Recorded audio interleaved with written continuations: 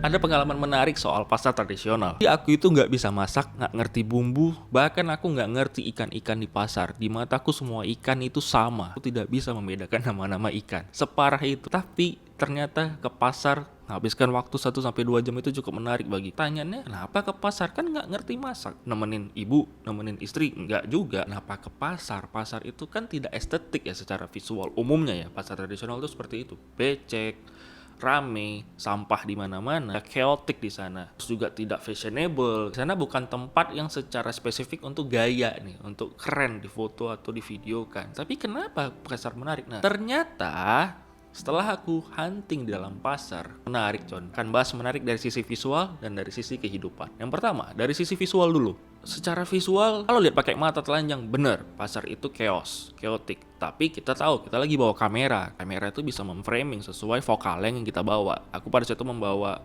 vokal yang 25 mili, antara 50 mili di full frame. Sehingga itu tidak terlalu wide, tidak terlalu tele, tidak terlalu jauh. Sehingga pas lah datangnya di jam sore hari pada saat itu. Karena kita tahu pasar itu kebanyakan kalau nggak pagi, sore hari. Dimana kita tahu pagi dan sore adalah tempat dimana cahaya matahari itu paling keren. Istilahnya disebut golden hour.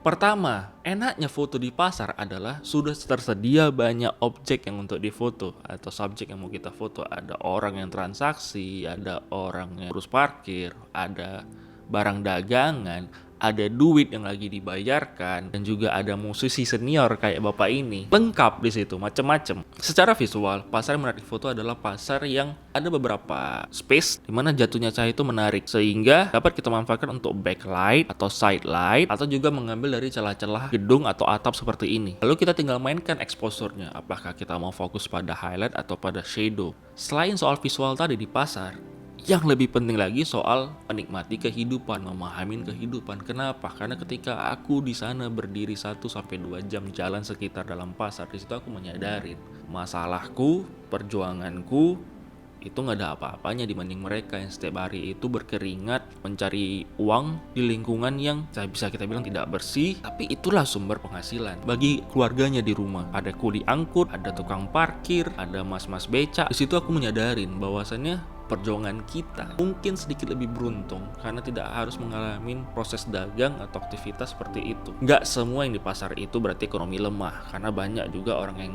kaya, benar-benar kaya karena usaha itu. Cuma maksudnya adalah secara overall di pasar itu pasti di bapak ibunya itu memiliki pendidikan mungkin tidak seperti kita yang sampai kuliah. Mungkin mereka sampai SMA aja juga mungkin tidak, tapi mereka semangat untuk cari uang setiap hari, mau pandemi, mau hujan, mau gimana pun kondisinya, mau itu kotor, tapi mereka tiap hari ada di sana menikmati setiap harinya untuk mencari pundi-pundi rupiah. Di situ aku sadar perjuangan tiap orang itu ternyata memang beda-beda sesuai levelnya masing-masing, sesuai tujuannya masing-masing, sesuai rintangannya masing-masing. Pencapaian mereka bisa jadi mungkin bukan pencapaian bagi kita, dan bisa jadi pencapaian kita itu bukan pencapaian yang penting bagi mereka.